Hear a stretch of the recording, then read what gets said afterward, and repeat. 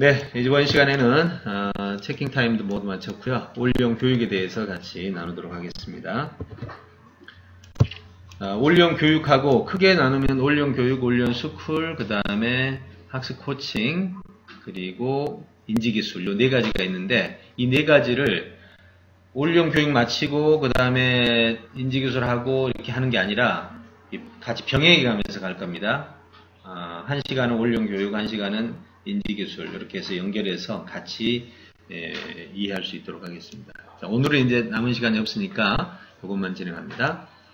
자, 먼저 올리온 교육학이라고 생각하시면 돼요.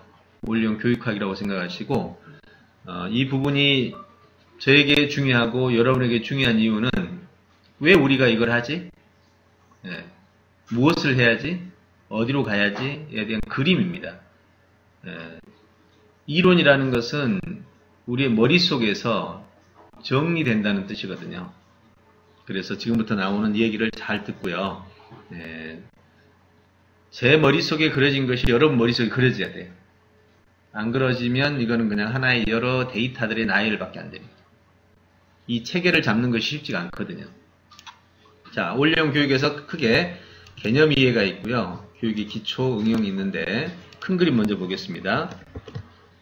개념은 정의와 목적과 관련 명칭, 교육의 기초는 역사, 철학, 원리, 필요성입니다. 그 다음에 응용은 핵심 역량과 단계와 훈련이 되는 방법, 이렇게 정리했습니다. 자, 그럼 이제 교육에 대한 정의. 자, 지금 이제 저는 시간이 좀 많으면 이런 걸 할 때 나는 이렇게 생각했는데 여러분은 어떻게 생각하고 있을까? 라고 물어서 의견을 조율해 가는, 그러면서 설계를 같이 만들어가는 것이 가장 좋다고 생각해요.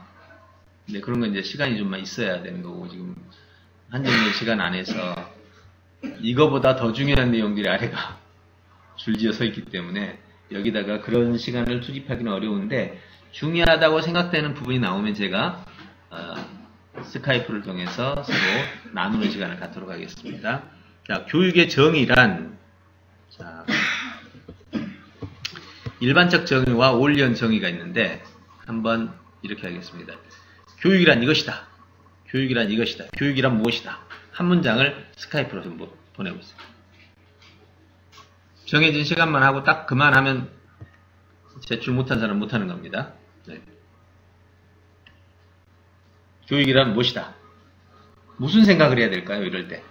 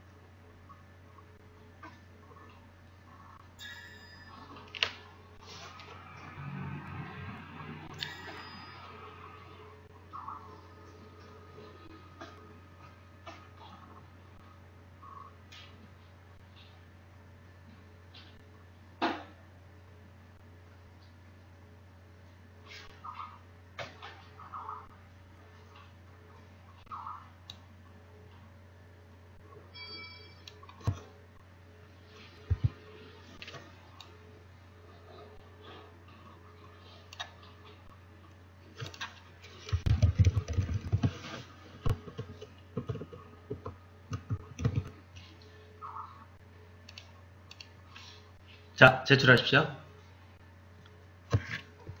여러분 내용을 한번 보겠습니다.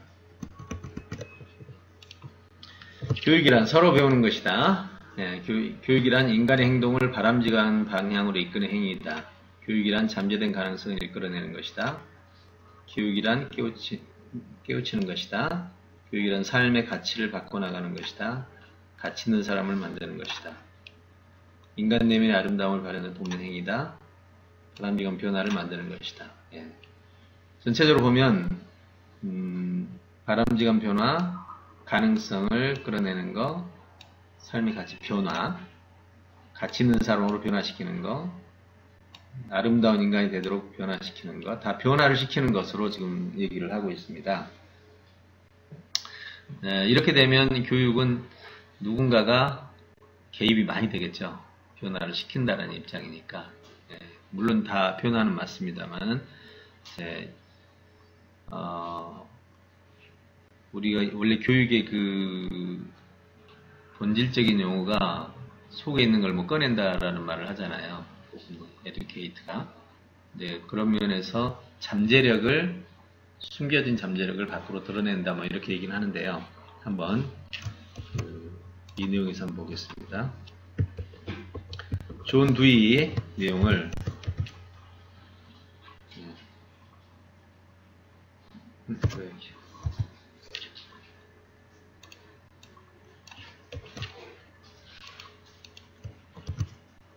너무 길어서 좀 줄여봤습니다. 교육은 환경에 대한 개인의 적응을 가능케 하는 습관을 습득하는 것이다. 이렇게 하는 이야기가 있고요. 디르켐은 교육은 어린 세대를 대상으로 하는 체계적 사회화라는 말이 여기에 적응하게 하는 거죠. 같은 말입니다. 정본모, 교육이란 체계적인 변화 과정이다. 계획적인 변화 과정이다. 이렇게 이제 주로 얘기합니다. 좀 종합해보면 이 내용이 전부 다 환경에 적응해서 사회화되는 인간 행동의 계획적인 변화. 그래서 사회화하기 위해서 변화를 하도록 만드는 교육적 시스템이다. 체계화하는 시스템이다. 이런 얘기를 하고 있습니다. 저는 올연의 정의를 한번 생각해 봤습니다. 교육은 올연이 되게 하는 과정이다.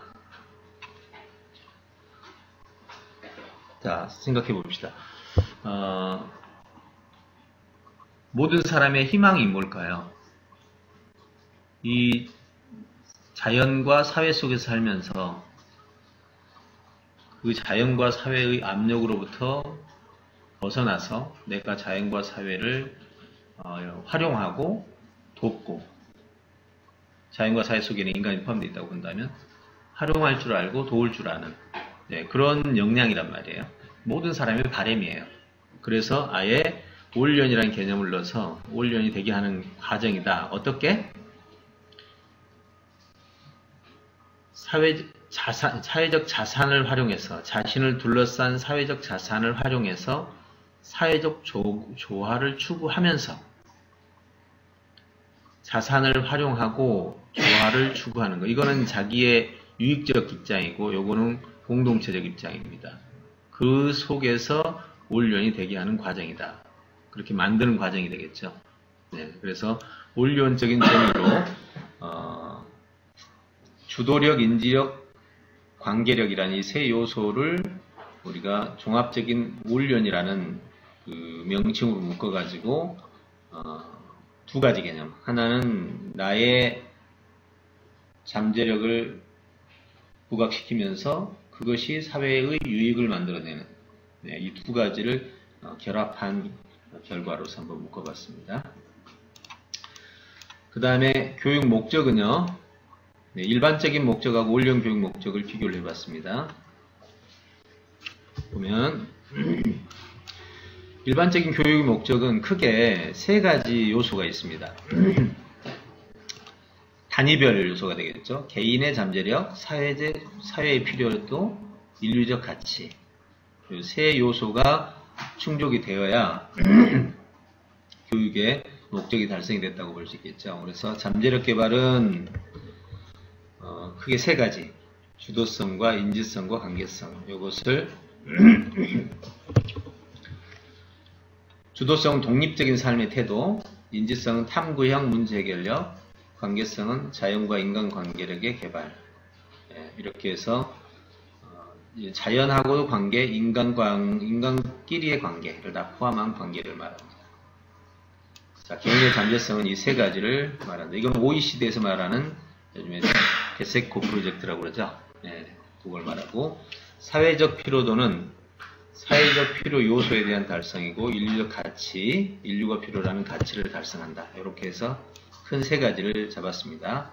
그렇다면 이것이 일반 교육 목적이라면 우리 올연 교육 목적도 여기서 벗어날 수는 없겠죠. 그렇다면 이 세 가지를 활용해서 우리는 이렇게 정리를 해봅니다. 첫째, 똑같습니다. 상위 개념은 같습니다. 크게 보면 주도성, 인지성, 관계성이라면 우리는 인지력 개발 중심의 전인성 개발, 이거 중요합니다. 지금도 설명할 테니까 잘 들으세요.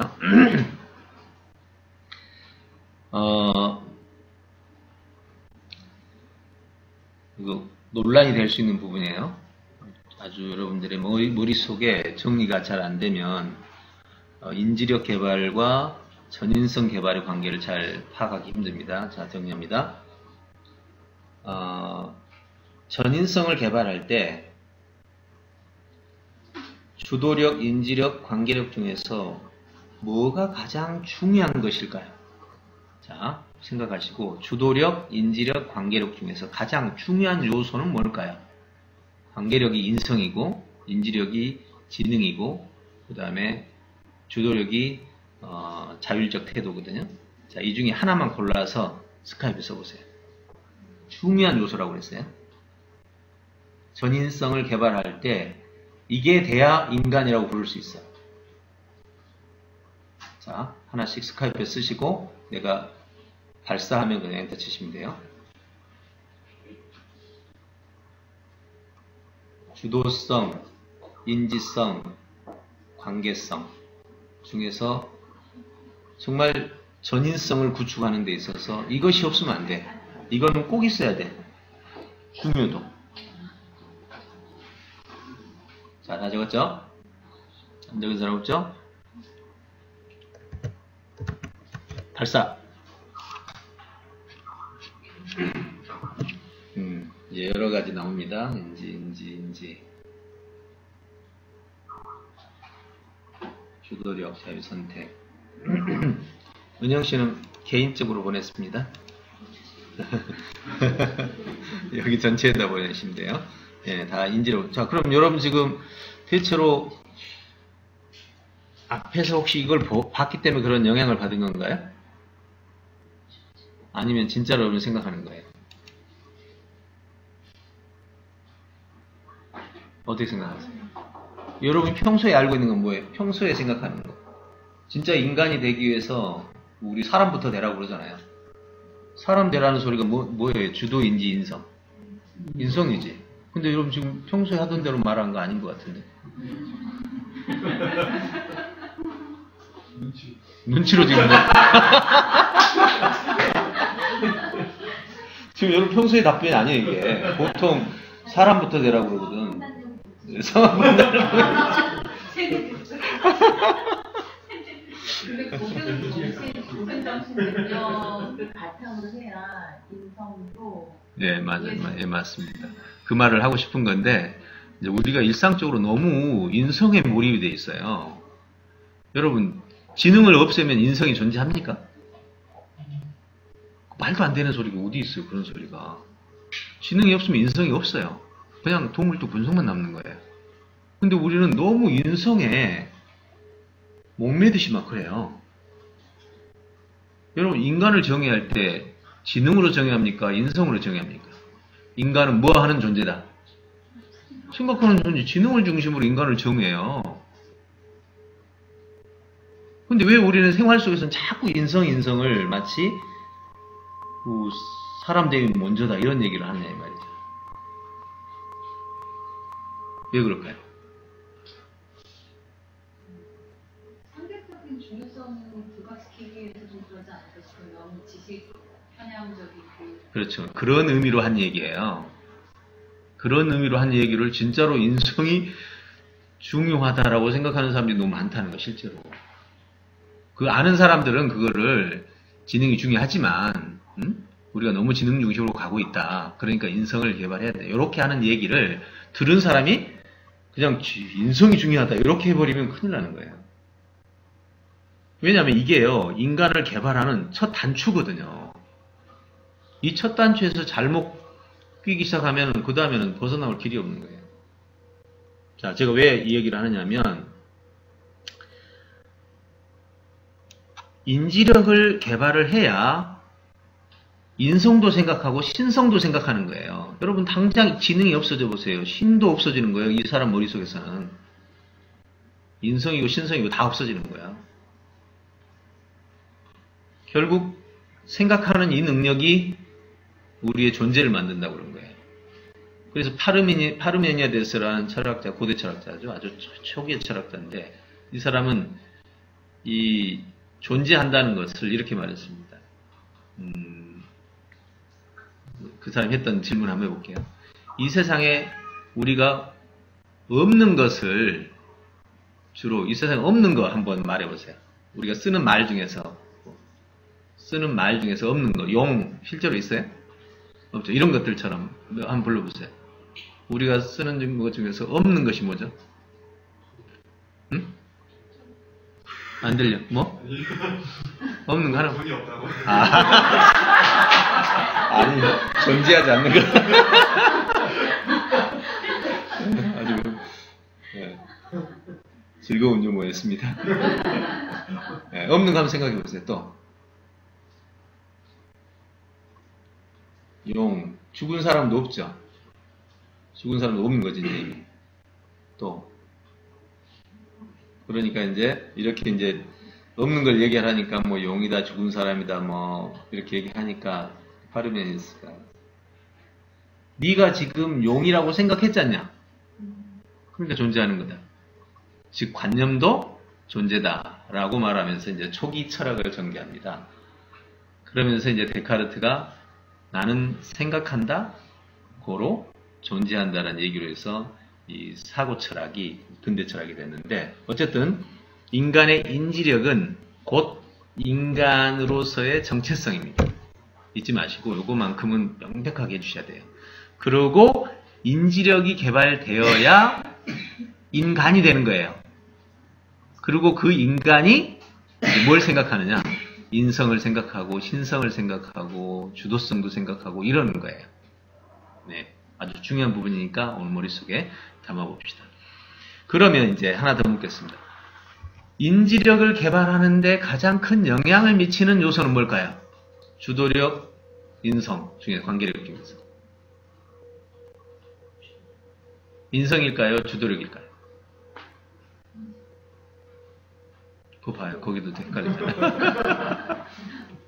네, 이것도 알아둬야 돼요. 이것도 정확하게 인지를 하고 있어야 됩니다. 주도력이 인지력을 개발합니다.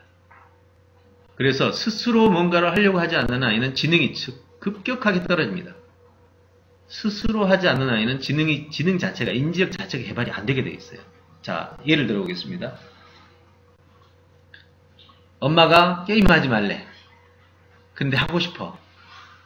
그러면 이제 이 아이는 엄마 몰래 하려고 합니다. 그럼 어떤 액션을 취할까요? 연구를 합니다. 엄마 몰래 하려고 연구를 엄청 하는 거예요. 너무 하고 싶어. 네. 그 연구가 바로 인지력 개발이에요. 그러니까 주도력은 나쁘든 좋든 간에 인지력을 개발합니다. 가장 인지력 개발을 잘하게 하는 건 은행털이야. 극단적으로 말해서 안 걸리고 털어야 돼. 네, 안 걸리고 한번 털어보세요. 그거 쉬운 게 아니야. 어마어마한 사고를 동원해야 되고 정말 모든 변수를 다 감안해야 돼. 이제 알겠죠? 네. 그러니 아이들을 훈련시키면, 아이들을 교육을 한다고 하면서 하고 싶은 일을 맡고 있는 것이 어떻게 교육이냐. 네. 인간이 가장 중요한 인지력을 참 그러죠. 네. 그래서 이런 부분이 지금 바로 올리언 교육에서의 굉장히 중요한 목적을 담당합니다. 이 순서들을 제대로 못 잡으면요, 집에서 만약 엄마가요, 인성이 중요해 라고 생각하고 이놈만 좀 착하게 좀 뭐 좀 하려고 그러면, 스스로 하려고 그러면 그건 나쁜 짓이야, 하지마 막 이렇게 해서 막 제어를 해봐요. 네, 아이는 이제 그게 물이 들어서 코끼리 어릴 때 작은 말뚝에 묶어놓고 커도 작은 말뚝에 묶어놔도 안 가잖아요. 똑같은 현상이 벌어지는 거예요. 이걸 보고 보통 사람으로 프로그래마 됐다라고 말합니다. 보통 사람으로 프로그래마 됐다는 사실을 인지할 때가 주도력이 나타날 때인데 죽을 때까지 그거 못하고 가요. 진짜입니다. 못해요. 코끼리 봐요. 죽을 때까지 인지 못합니다. 무서운 거는 인간에게는 사회적 프로그램이라는 거예요. 사회적 고삐라는 거예요. 인지를 못해요. 이 사회적 고삐가 있다는 사실을. 예, 보이지 않는 거니까. 그래서 교육에서 이 개인의 잠재력을 개발하는데 이 세 가지 요소 놓치면 큰일 납니다. 어떤 면에서 요걸 놓치는 순간 집안에서 모든 문화가 다 인간의 인지력 자체를 다 말살시키는 구조로 가는 거죠. 마지막에 이제 인지력 개발이 관계력으로 나타나게 됩니다. 어떻게 관계가 나타나냐? 내가 국가 정책 사업을 하는데 돈이 한 10억을 예산을 좀 받고 싶다. 자, 국가 예산 받기 위해서 사업을 해보신 분들은 아마 대다수 느낄 겁니다. 여러 정책 사업들이 있지만 큰 돈을 다룰 때는 제안서로 되든가요? 인맥으로 되든가요? 네. 여기는 여기 투자 사업 하시는 분이잖아요. 인지력이 언제 가서 인맥을 생각하느냐? 아, 큰 사업을 다룰 때 이권이 엄청나게 형성되어 있을 때는 개인의 역량이나 제안서나 도구 이런 걸 안 통합니다. 왜 그러느냐? 동일한 조건을 가진 사람이 10명이 신청을 했다면 내가 이거를 최종 승인을 하는 사람이야. 근데 10명이 다 동일해. 그럼 누구한테 주겠어? 다음의 사람이. 그걸 말이라고 해. 나 한참 나이 젊을 때는 그런 게 어딨냐고 막 이렇게 큰 소리 치고 살았던 사람이거든요. 내가 나이 들어보니까 내가 그렇게 해. 왜? 안전성 때문에. 조건이 똑같다면 당연히 아는 사람 좋죠. 바로 이것이 인지력에서 마지막 단계가 세상을 돌리는 것은 인간관계다라는 사실을 인식하게 되는 것이 바로 관계력이에요. 여러분 이거 아는데도 오래 걸립니다. 이거 나이 들어서 알아요. 아직도 모르는 사람 많을걸요. 세상을 움직이는 힘이 관계력이다라는 걸 모르고 있어요. 대부분이. 그래서 이제 이걸 인맥관리라고 이제 하긴 하는데 일반 사회에서 쓰는 인맥관리 정도 선의 얘기는 아닙니다. 그래서 결국은 첫째, 인지력을 개발하는 것이 전인성 개발의 시작이다. 즉 중요함의 핵심이다. 그런데 이 인지력을 개발하는 순서는 주도력이다. 주도력이 있어야 인지력이 개발해요. 인지력은 숨어있는 거예요. 이놈을 개발시키려면 주도력이라는 태도가 앞에서 문화적으로 받쳐줘야 돼. 근데 이 과정에서 여러분 그 집안에 보면 아이들 요즘 젊은 그 주부들 보면 아이가 하고 싶은 대로 막 놔두잖아요. 그러면 이제 막 그냥 그 가게에서 막 그냥 엎어져 울고 뒤집어져 울고 막 이런 정말 불상사나운 일들이 벌어지거든요. 이게 바로 관계력을 못 찾아낸 거죠. 주도력을 중심으로 인지력을 개발하려고 했는데 이거에다만 초점을 맞춰주니까 관계성을 무시하게 된 거예요. 그래서 아이의 습관이 이제 막 뒤집어 엎어져 우는 거예요.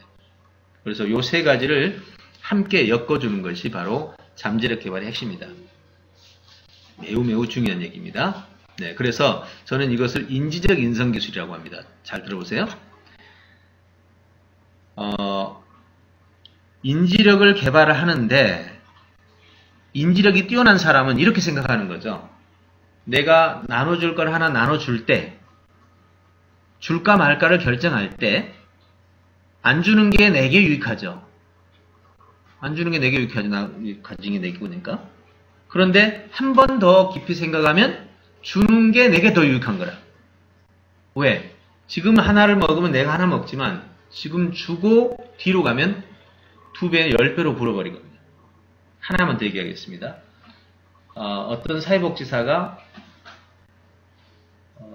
이제 정근을 갔습니다. 가가지고 보니까 복지관이 어려워서 야 내가 급여를 받는 나는 차라리 돈 있으니까 급여 안 받고 그냥 하겠다. 이렇게 이제 선포를 하고 나 급여 안 받겠습니다. 그냥 봉사하겠습니다.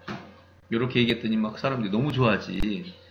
네, 그래서 막 박수치고 이제 하는데 어느 날 시간이 좀 가다 보니까 내가 이상한 사람이 되어 있는 거야. 왜 그랬냐면 이 복지관의 범주를 넘어서서 타 복지관에 있는 복지사들이 뭔 소리를 들었냐면 저기 복지관의 복지사는 급여도 안 받고 하는데 당신도 좀 그렇게 이런 식의 이제 막 압력이 막 들어오는 거야. 그러니까 이제 그 주변에 있는 복지사들은 어떻게 생각할까요? 아니, 왜 괜히 이거 받을 급여를 안 받는다 해가지고 우리한테까지 좀 이상한 소리 듣게 하냐고, 자기들을 평가절하 시키는 이런 식의 말을 듣게 하냐고, 불편함이 이제 서로 얘기가 된 거야. 그럼 처음에 이 사람이 좋은 마음으로 급여를 안 받겠다고 했는데, 정말 잘한 걸까요? 세상에 이 복지관만 있었을 때는 잘했다 못했다가 할 평가할 기준이 없어요. 그냥 상관없어요. 근데 옆에 복지관이 있다는 사실을 이걸 보고 바운더리라고 그러잖아요. 라운드 하나만 건너서 생각하는 사람은요, 이런 공격이 올 수밖에 없다는 걸 알아요. 이거 생각 안 했기 때문에. 이걸 생각했더라면 더 좋은 방법이 있었어. 급여를 받아서 다시 돌려주는 거죠. 급여를 받았다가 내가 더 좋은 일에 쓸 수 있잖아. 아주 그 순서대로. 그랬으면 여기서도 칭찬받고 저기서도 칭찬받았을 거야. 근데 또 3라운드로 넘어가니까 이 사람이 한 라운드를 더 내다봤더라면, 한 라운드 더 가면 복지관들이 있고, 복지관에게 자금을 제공하는 관공서들이 있단 말이에요. 거기까지 생각했더라면 여기가 어려워. 그럼 내 급여를 지금 제공하는 것도 좋지만, 한 단계를 넘어서 3단계를 가면 정부의 자금을 빨리 땡겨올 수 있는 방법으로 내가 가진 급여를 이용해서 땡겨올 수 있잖아요. 내가 가진 급여를 받아갖고, 그죠? 그쪽 인맥을 쌓고 거기다가 돈을 좀 더 투입하고, 나쁜 뜻이 아니라 로비를 좀 하고 하면 훨씬 더 받아올 수 있는 가능성이 높아지죠. 단계를 하나씩 뛸 때마다 내가 해야 될 액션이 어차피 안 받을 보수, 받아서 쓰나, 받아서 더 예산을 받아와서 더 많은 혜택을 주나, 생각의 단계가 한 템포씩 넘어갈 때 이렇게 달라지는 거예요. 이게 인지란 말이에요. 그럼 인성이란 뭐냐? 인지적 인성이란 뭐냐?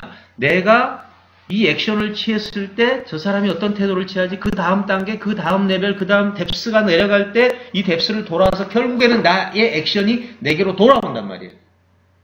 이게 인지적 인성이다. 내가 얼마나 뎁스를 내다보느냐에 따라서 지금 내가 해야 될 인성의 태도가 달라지는 거죠. 이걸 보고 사연이해라고 합니다. 사람들의 사연을, 한 사연 넘어서 사연들을 이해할 때마다 나의 태도가 달라지잖아요. 네, 그래서 이 세 가지가 개인의 잠재력을 개발할 때 이 세 가지의 순서를 잡는 것. 중요도, 우선순위도, 그리고 인지를 통한 관계성 형성의 인지적 인성. 이 세 가지의 개념이 바로 교육의 시발점이라. 굉장히 중요하죠? 그래서 이 부분 꼭 챙겨두시기 바랍니다.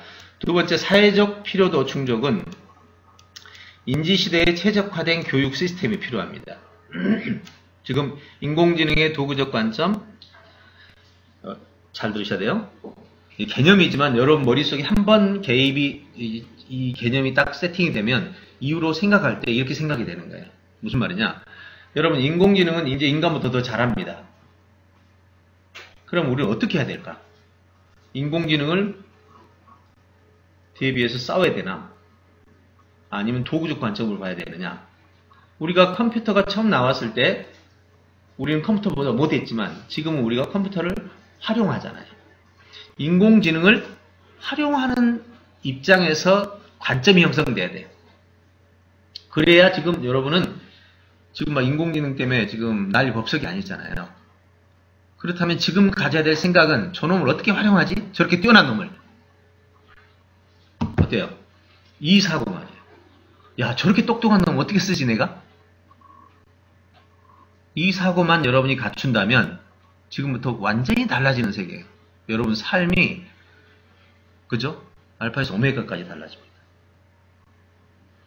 그래서 두 번째는 그럼 어떻게 저놈을 활용하지? 활용 능력이 뭐지? 어떻게 하면 저걸 활용할 수 있지? 그러면 여기서부터 이제 인공지능을 활용해서 내가 창의 상상을 한다. 요걸 활용. 이게 없을 때와 삽이 없을 때와 삽이 있을 때와 저는 이런 생각을 많이 합니다. 여러분 수중에 5천억이 있을 때와 500만 원이 있을 때 무엇을 생각할 수 있냐? 너 뭐 하고 싶냐라고 물었을 때 5천억을 가진 사람의 비전이나 업무 범위나 계획은 완전히 달라집니다. 인공지능을 가지고 뭐 할래라고 물었을 때 이 창의 상상은 상상할 수 없는 정도. 이렇게 생각을 바꾸란 말이에요. 그래서 문제 해결 인지 능력을 개발합니다. 그러니까 결국은 인간지능을 개발하는데 인공지능과 인간지능은 두 개로 대비되는데요. 인공지능은 데이터를 중심으로 생각하는 거고 인간지능은 상상을 중심으로 사고를 합니다. 그러면 우리는 데이터를 중심으로 하는 이 정확한 놈을 우리의 상상력을 발휘해서 문제를 해결한다면 얼마나 뛰어난 인간이 되겠냐 이 말이에요. 앞으로 강한 인공지능이 나와서 인간의 의결권까지 가져가는 시대가 된다면 뭐 더 이제 그때는 할 말이 없겠지만 지금은 인공지능이 뛰어나도 아직은 우리 의결권을 가져간 건 아니에요. 그렇기 때문에 지금은 이렇게 생각하면 돼요. 인공지능을 활용해서 내가 인간지능으로 창의적이고 문제를 해결한다. 이렇게 생각하면 돼요. 그러면 우리는 뭘 알면 될까요? 다시 인공지능을 내가 활용을 하려면 우리는 무엇을 알아야 될까요? 인공지능의 성격. 네, 인공지능에 대해서 알아야죠. 자, 첫째 속성이고 두 번째 기능이고 세 번째 관계성들을 다 파괴. 이제 공부하자 이 말이지. 그럼 인공지능의 속성이 뭐예요? 프로그래밍이에요. 소스 코드처럼 코딩을 알아야 돼요. 코딩을 모르면 여러분은 인공지능을 내 것으로 내 MR로 만들 수가 없어요. 과거의 컴퓨터는 이제 과거가 아니지. 지금 현재 우리가 쓰는 컴퓨터는 우리가 소스를 몰라도 코딩을 몰라도 이렇게 이용하는 요런 정도만 알아도 컴퓨터를 쓰는데 지장이 없었죠. 타이핑 정도 하고 그 다음에 이 좀 다루는 어떤 그 UI 정도 알고 이렇게 정도만 하면 쓸 수 있었지만 인공지능은 아주 고급한 놈이란 말이에요. 얘를 다루기 위해서는 걔를 움직이는 걔를 움직이는 로직을 알아야 됩니다. 근데 그 로직이 소스, 즉 코딩으로 되어 있다. 근데 코딩까지 알면 진짜 인공지능을 내 맘대로 부리는 거고 코딩까지는 몰라도 로직까지 알면 그래도 활용 범위가 높죠. 근데 저는 현재 로직까지는 압니다. 근데 코딩은 아직 몰라요. 단지 코딩을 보면 조금씩 읽기는 하지만 세부적 코딩은 못 읽거든요. 그래서 현재 우리가 가야 될 방향은 앞으로 현재 영국 같은 데나 이런 데는 다 지금 코딩을 아예 그냥 기초교육으로 해서 초등학교 때부터 배웁니다. 우리나라도 2017년에 코딩이 이제 본격적인 수업 과목으로 들어가거든요. 네, 21세기는 인공지능을 다룰 줄 아는 역량을 개발하는 것인데 그게 바로 코딩을 다루는 것이고 그 다음에 로직을 다루는 것입니다. 근데 로직은 현재 우리 이 매핑 로직이 훨씬 지금 유익합니다. 이거를 잘 다루면 인공지능의 로직을 다룰 수 있어요. 근데 이제 코딩까지는 못 들어가겠죠. 네, 그렇게 생각하시면 됩니다. 자, 사회적 필요도 충족도는 시대적 필요도다. 인류적 가치의 달성은 인류 평화를 위한 올연 인재 양성인데 정치, 종교, 경제, 학문 분야별 업적에 필요한 올연들을 양성하는 것이 인류적 가치의 길이다. 이렇게 해서 올연 교육의 세 가지 목적을 하부 요소로 정리를 했습니다. 자, 다시 정리하면 개인의 잠재력 세 가지의 순서를 잡아라. 예, 그래야 잠재력이 개발돼. 그 다음에 이건 사회적 시스템, 인공지능 시대에 대한 이해를 충분히 해야 요 잠재력을 가지고 우리 사회를 이끌어갈 수 있고 그래서 정치, 경제, 문화를 바꾸어서 인류를 바꿀 수 있다. 이렇게 정리되는 게 목적입니다. 자, 정리됐죠? 네. 핵심만 한번 정리를 해보는 겁니다. 명칭을 한번 보겠습니다. 올려는 사전적으로 유일한 사람, 넘버원과 대비해서 유일한 사람, 창조적인 생산성을 가진 사람, 도구적 관점에서는 인지기술을 활용한 올연의 역량 개발이라는 관점에서 볼 수 있습니다. 그러니까 유일한데 창조적 생산성을 가지고 유일한 거죠. 근데 이 생산성 어떻게 생기느냐? 인지기술을 가져야 모르는 걸 알아냅니다. 이걸 다시 한번 정리하면 인지기술로 미지의 세계 발견이라고 생각하면 돼요. 네, 그래야 미지의 세계를 발견하는 사람이 생산적인 사람이고 이 사람이 유일한 사람이 되는 겁니다. 네, 그래서 올련의 의미는 생산적인 미지의 세계의 생산적인 발견, 창조적 발견이다. 이렇게 정리하면 되겠고요. 그 다음에 이제 트리키라는 말을 우리가 쓰고 있죠. 그래서 트리키의 의미는 올련 이제 세 가지 요소인 잠깐만요. 여기가 잘못했네요. 올련의 요소가 여기를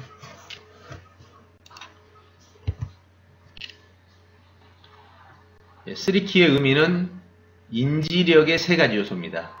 여기를 좀 바꿀게요. 인지의 3요소. 네, 이렇게 정리하면 됩니다. 이해 사고 표현이 바로 인지의 3요소다. 이렇게 보시면 되겠습니다. 자, 올련의 의미, 트리키의 의미. 그 다음에 인지시대의 의미는 비교적으로 보면 생산제도적 차원의 시대적 명칭인데요.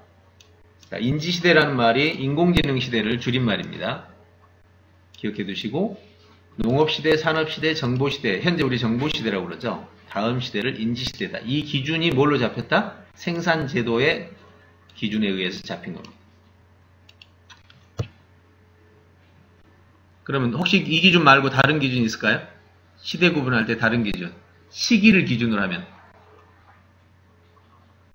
시기. 고대, 원시, 고대, 중세, 근대. 이게 시기를 기준으로 하는 거예요. 또 있죠. 도구를 기준으로 하면 석기, 예. 석기시대, 청동기, 철기. 지금은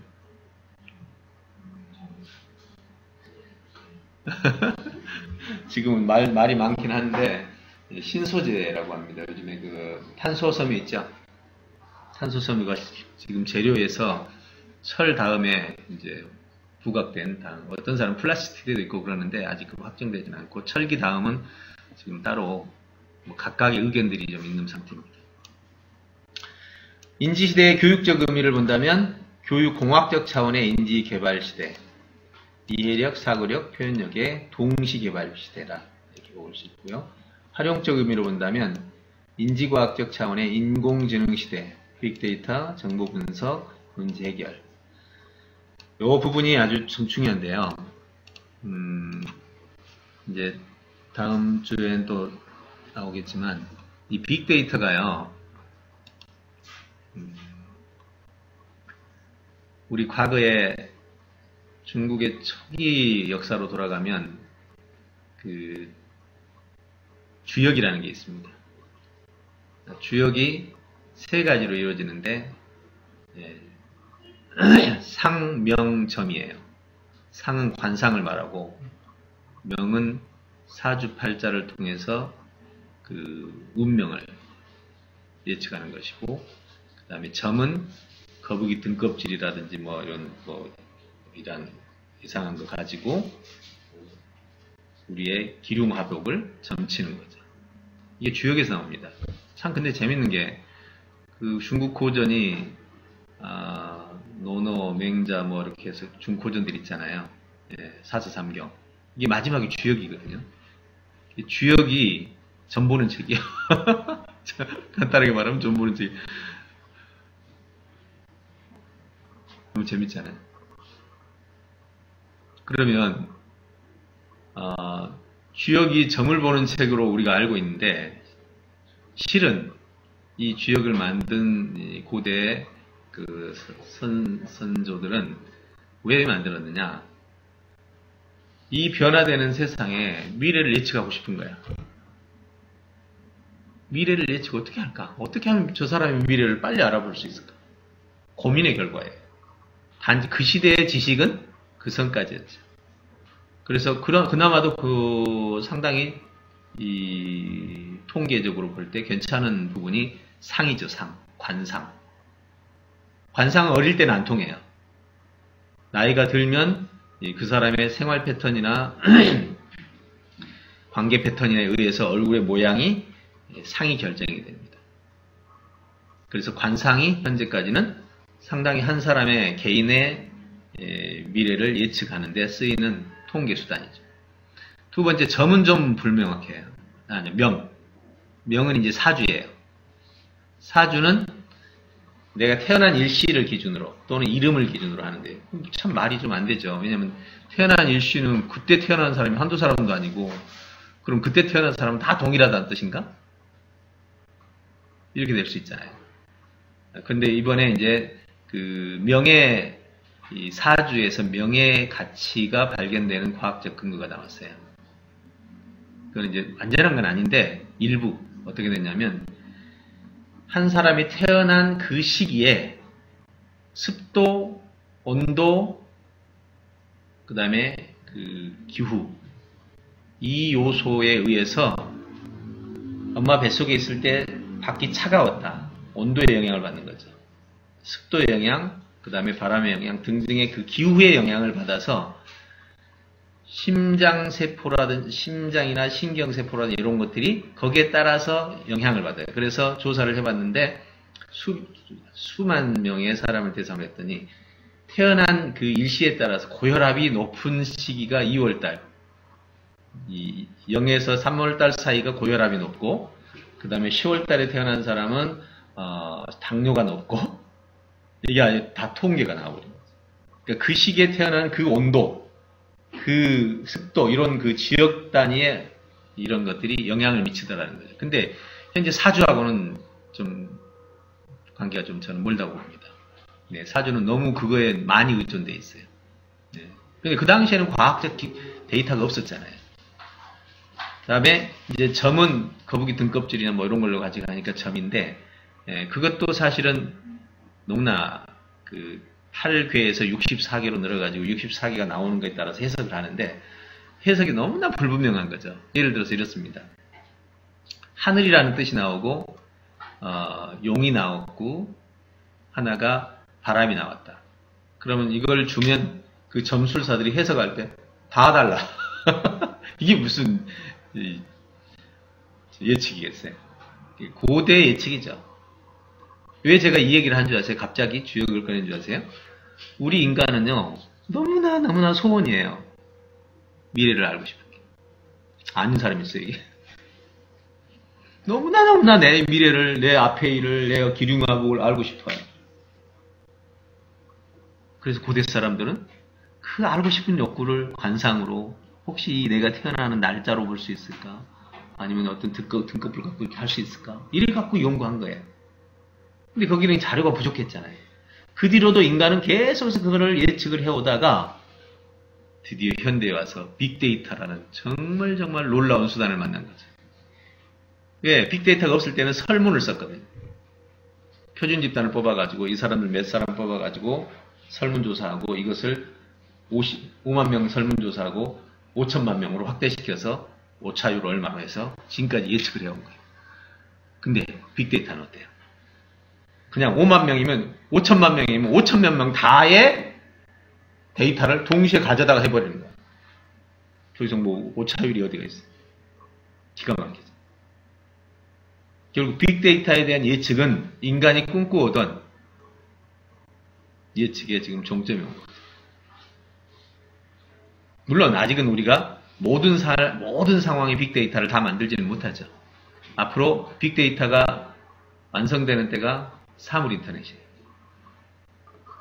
모든 사물이 다 정보를 다 보내오잖아요. 그때 이제 우리는 이 세상의 모든 정보들이 하나의 데이터의 요소를 갖는 거죠. 그러나 그래도 부족하죠. 왜? 우리가 아직 측정하지 못하는 원자 단위, 분자 단위의 운동을 우리가 다 정보로 갖지는 못하잖아요. 자, 굉장히 지금 제가 중요한 얘기를 했습니다. 네. 인지시대란 결국은 인지란 뭐라고요? 알아낸다. 어디까지 알아내요? 네, 우주의 섭리까지 알아내고 싶겠죠. 네, 신의 섭리까지 알아내고 싶죠. 이게 바로 인지의 마지막 목표라는 뜻입니다. 주역까지 들먹이면서 제가 예측의 중요성을 얘기를 했는데, 이제 우리가 앞으로 미래를 바라볼 때는 이러한 과학적 근거를, 데이터를 활용해서 알아본다. 근데 아직도 우리는 과학적 근거를 다 수집할 수 없다. 그래서 우리는 통찰력을 의지하죠. 직관과 통찰력을 통해서 이거 이럴 것이다, 저럴 것이다 라고 의지를 합니다. 근데 대체로 직관과 통찰이 가지는 예측적 가치는 뭘까요? 직관과 통찰이 가지는 예측적 가치.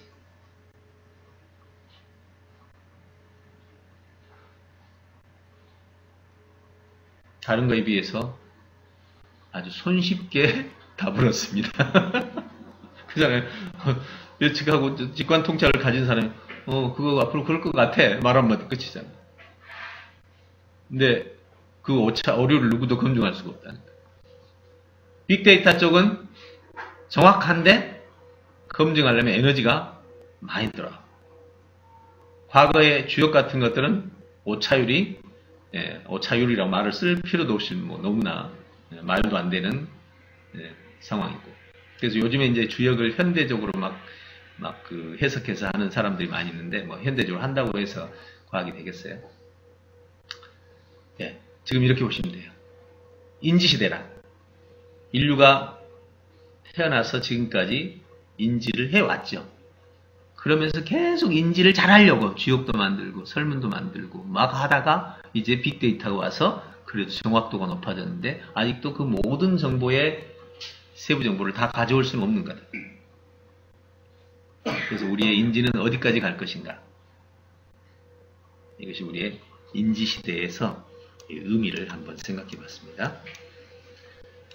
마지막으로 인지교육의 의미입니다. 인지교육이란 사전적으로 올연 역량을 개발할 수 있는 교육 시스템이다 라고 말하고, 비교적 의미로는 올연 교육이란 차별적 사고로 문제 해결력을 개발한다. 이것이 유대적 사고. 논리적 사고로 합리적 사고를 개발한다. 어디 사고일까요? 소리.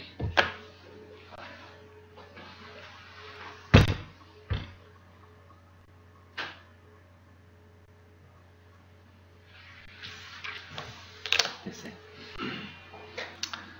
자, 차별화 사고가 유대 사고입니다. 논리적 사고로 합리적 사고는 어디일까요? 영국. 영국이 포함은 되어 있습니다만 유럽도 포함이 되어 있어요. 좀 더 큰 개념.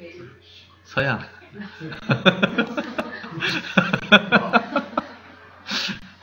통찰적 사고로 종합적 사고. 동양. 설계적 사고로 융합적 사고. 이게 이제 트리키적 사고입니다.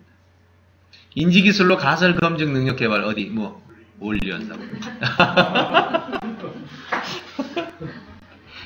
그러니까 좀 잘 보이죠. 유대인은 엄청난 차별화 사고를 합니다. 절대로 같은 얘기 못하게 하죠. 틀려도 좋으니까 다른 얘기를 하라고 합니다. 서양은 맞는 얘기를 하라고 합니다. 동양은 잘 찾아보고 여기는 설계를 해서 정확하게 문제를 찾고 거기서 답을 찾으라고 그러고, 그 답을 찾는 과정에서 가설 검증을 쓰는 것이 바로 올연적 사고다. 이게 사실은 다른 말로 하면 박사학위에서 쓰는 기술이다라고 말합니다. 요게. 현재 이 기술은 정보를 설계를 하는 거는 현재까지 없습니다. 여러분 아까 꽃들에게 희망을 정보 5문장 주고 하라고 그러니까 이런 거 해본 적 있나요? 없잖아요. 해본 적이 없어. 그러니까 이거는 정말 인류 최초로 지금 우리가 이 정보, 나열된 정보, 흩어진 정보를 모아서 설계화시키는 것은 정말 최초입니다. 근데 이것이 올리온을 만들어요. 왜? 설계하고 나면 이 분야에 관한, 요거에 관한 분야에 대한 모든 정보를 다 모았다. 지식, 논문, 책, 논문, 전문가의 경험, 그 다음에 솔루션 다 모아서 정리했어. 다 정리하고 나니까 마지막에 말단 뎁스가 있어요, 없어요? 말단 뎁스 나올 거 아니에요. 그 말단 뎁스 아래는 이 지구상에 지식이 있어요, 없어요? 주제부터 해서 쫙 말단으로 해서 여기까지 나왔어요. 이 아래는 지식이 있어요, 없어요, 인류에? 없어요. 이걸 부재 지식이라고. 그 다음에 항목이 보니까 5개가 있어야 되는데 2개밖에 없어. 지금 현재 지구상에. 그럼 부족 지식이에요. 여기는 데이터가 꼬여 있어. 여러분 데이터 꼬인 게 많습니다, 의외로. 자, 예를 들어볼까요? 시금치가 뭐가 많다고 그러죠? 뽀빠이. 철분이 많다고 그러잖아요. 뽀빠이. 이거 여러분 사실 원래 어떻게 되냐면 처음에 시금치의 철분을 발표한 학자가 3.5g을 점을 실수에 빼가지고 35mg이 된 거예요. 그래서 지금도 그렇게 알고 있어요. 사실 아닌데. 아니 3.5g 3.5mg을 35로 해가지고 지금도 모르는 사람은 다 그렇게 알고 있어요. 이런 게 많아요, 아주. 이런 게. 잘못된. 네, 잘못된 정보들이. 뭐 그건 천동설도 그랬잖아요. 아리스토텔레스가 말했으니까 그냥 천년을 그냥 내리 그냥 밀고 온 거 아니에요. 이런 것들이 바로 지식의 오류예요. 이게 오류, 부족, 부재. 이 3가지의 문제를 찾아내려면 뭐를 해야 돼요? 간단하게 다시 해봅시다.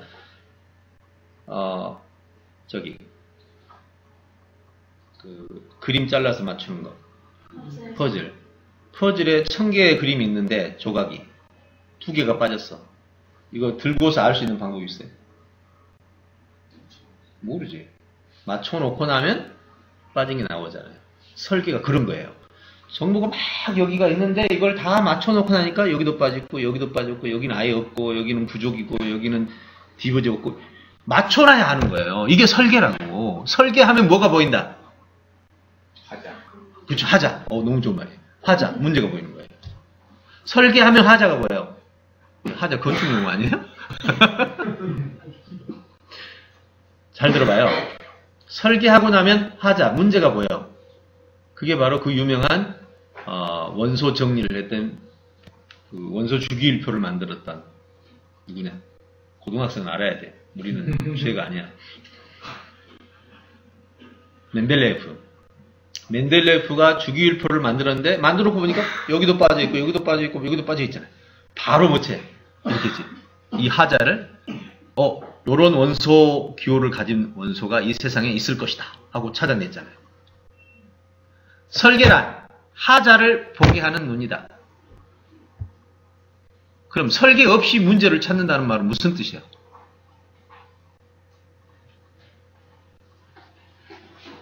선생님, 설계 없이 문제가 보였다는 건 무슨 뜻이에요? 비합리적으로 눈에 띄는 문제. 눈에 띄 띄었기 때문에. 우리 그렇게 산다고요, 지금. 왜 인지 설계 기술이 중요한지 알겠죠? 이게 바로 우리가 가야 될 길이에요. 이렇게 하게 되면요, 전 지구상에 이런 설계 기술을 가르쳐 나간다면 작은 영역에서 그 분야의 지식을 다 모아가지고 설계를 할 수만 있다. 그러면 우리의 무지는 얼마나 많을까요? 마지막 뎁스는 다 무지잖아. 그리고 각 뎁스마다 종류 항목이 부족한 게 얼마나 많을까? 온통 우리가 연구해야 될 천지인 거예요, 이게. 그래서 이 기술을 저는 정말 중요하게 봅니다. 박사학위에 올라가면요, 그 학문 분야에서 연구했던 사람들이 마지막에 해결되지 못한 것들을 다 알고 있어요. 박사학위 가면. 그걸 가지고 연구를 하거든요. 그러니까 무엇이 문제인지도 모르고 우리는 살고 있는데 대부분의 발명가들은 박사학위 말고 대부분의 발명하는 사람들은 이런 체계적인 문제인지가 없고 생활적인 문제인지를 하는 거예요. 내가 불편한 거. 체계는 없어, 거기. 우리는 그게 아니야. 예. 체계를 잡아. 그래서 나는 이 기술을 어릴 때부터 길러가지고 학생들을 정말 자기가 분야를 잡을 때 최소 그 분야를 하위로 내려가서 하위 내려가면 아주 작은 분야를 잡을 수 있어요. 예를 들어 주겠습니다. 이게 제가 독서계에서 그래도 두각을 나타냈던 방법인데요. 지금 이거예요. 제가 주제를 잡기를 뭔가 하나를 연구하고 싶다고 해서 독서를 잡았어요. 예, 독서를 잡았는데 독서도요. 무엇을 읽을 것인가, 어떻게 읽을 것인가, 그 다음에 어떻게 정리할 것인가 이런 요소가 있죠. 근데 어쨌든 독서를 잡아가지고 연구를 하고 그 연구를 하다 보니까 독서 영역에 연구하는 사람이 그렇게 많지는 않아요. 책에 대한 책을 쓰는 거죠. 근데 이쪽이 독서에 대해서 연구하는 사람이 적은 이유가 뭐냐? 여러분 그 게임에 대해서 나가서 뭔가 말하려면 게임을 많이 해본 사람이 해야 되잖아. 독서에 대해서 말하려면 뭐가 있어야 돼? 경력이. 책을 많이 읽어야 돼. 그게 되게 어려운 거지. 시간 많이 써도 돼. 그러니까 책을 많이 읽은 사람들만 책에 대해서 연구를 하거나 강연을 하기 때문에 이 분야가 사람이 적어요. 이 분야가. 저도 마침 그쪽에 책을 많이 읽었으니까 그쪽으로 들어가가지고 책에 대해서 연구를 시작했습니다. 그때 100권을 찾아냈는데 100권을 가지고 정리해서 중복 없이 누락 없이 전부 노트에다가 메모를 했죠. 그때 컴퓨터가 없어가지고. 그리고 그 데이터만 가지고 이제 강의도 하고 책도 쓰고 막 이런 작업을 해 나간 게 바로 제 인생이에요. 근데 사실 독서에 관해서 책 100권 읽고 독서에 관한 솔루션들 다 찾아내고 독서에 관한 기술들을 다 찾아내고 요거 하는데 얼마나 걸렸어요? 6개월 걸리더라고요. 분야가 적을수록 연구 시간이 줄죠. 그러니까 사실 우리 주변에 있는 사람들에게, 청년들에게, 이런 청년들에게 딱 1년만 내게 맡겨주면 분야 중에서 6개월 안에 해결할 수 있는 분야의 정도의 지식을 가진, 기술을 가진 그런 걸 찾아내고 제일 먼저 책을 찾아내고 논문 찾아내고 그 다음에 경험자의 경험들 리포팅하고 그 다음에 해당 분야의 솔루션, 그 다음에 해당 분야의 방법론, 그 다음에 도구들, 그 다음에 시스템 다 찾아냅니다. 그리고 그걸 종합적으로 설계를 하는 거죠. 그러면 이제 뭐가 나와요? 하자가 나와. 네. 그 중에 가장 쉬운 하자는 오류 하자야. 오류 하자는 금방 해결해. 그 다음 쉬운 하자가 부재 하자야. 부재 하자도 그래도 쉬워요. 부족, 죄송합니다. 부족. 항목이 5개가 있어야 되는데 2개밖에 없고 3개가 없어 아직. 이것도 오류는 제일 쉽고, 요게 두 번째. 부재는 어려워요. 왜냐하면 이 아래는 누구도 생각을 못한 거기 때문에 분석이라고 그러는데 이쪽은 사실 연구를 많이 해야 돼요. 이렇게 가면 이 세상 70억 인구가 다 하나씩 자꾸 연구할 수 있다니까. 이걸 우리가 어릴 때부터 훈련을 시켜나가는 것이 제가 생각하는 바람입니다. 예.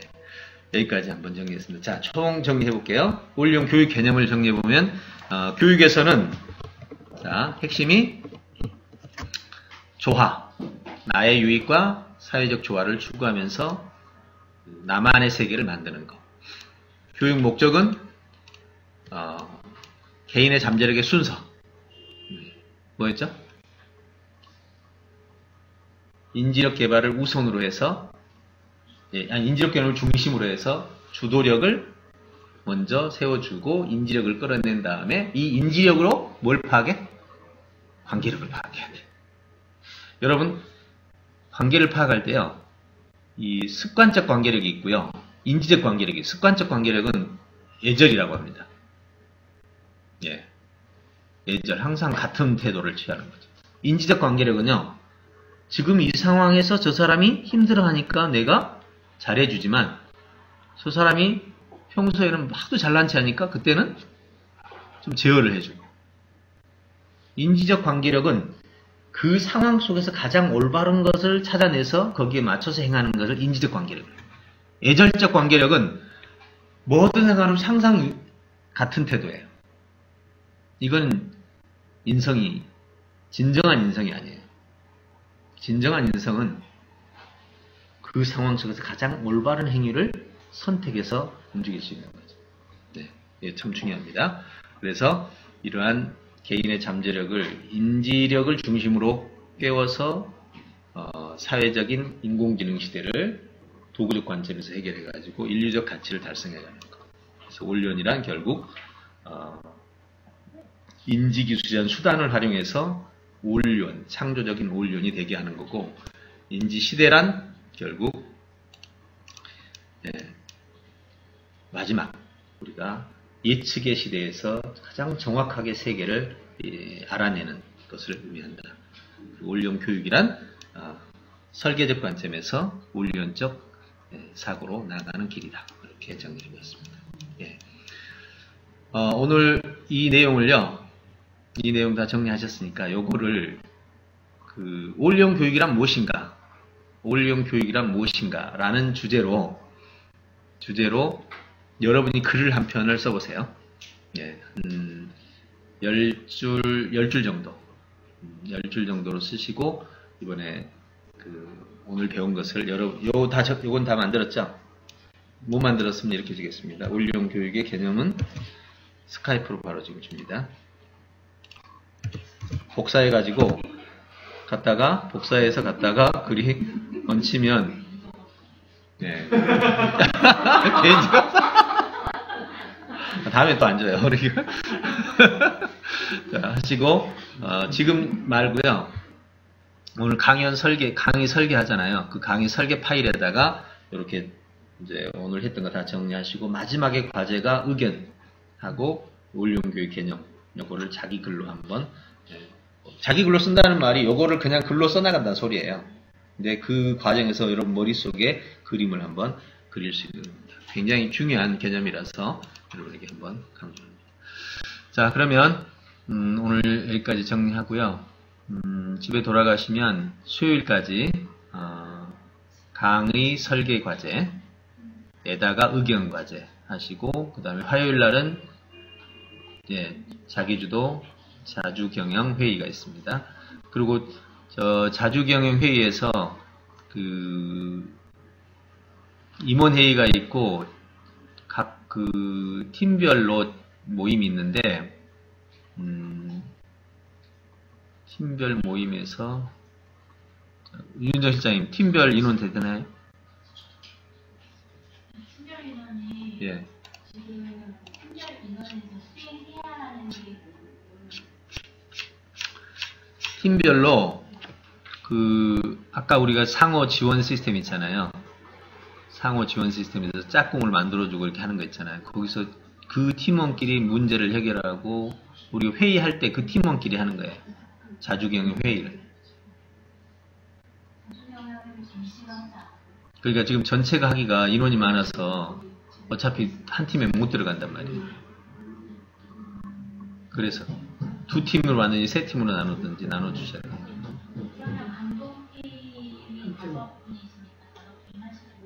예. 그럼 총 몇 명이에요? 아니, 너무 많으면 얘기하다가 시간이 다 가버려요. 5명 정도를 한 조로 해가지고 나누면 3조 정도 나오잖아요.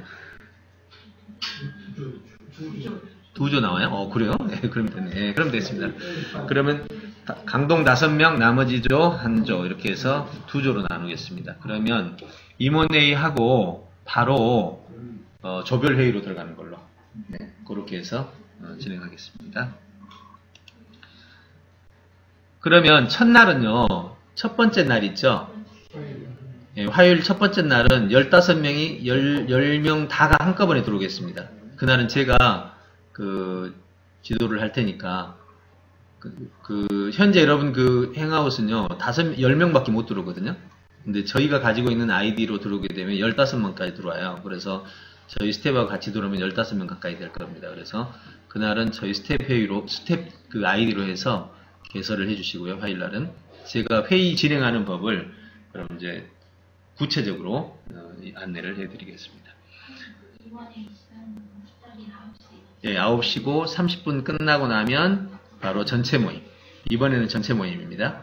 네, 그리고 그 다음 주부터는 팀별 모임으로 진행하겠습니다. 네. 자, 여기까지 했고요. 오늘 집에 돌아가시면 내일쯤 영상은 올라갈 겁니다. 그래서 영상 보고 하실 분은 영상을 따라가시기 바랍니다. 네. 궁금한 점은 질문으로 다 제출해 주시면 되겠습니다. 네. 또 지금 해결해야 될 질문이 있으면 지금 얘기해 주세요.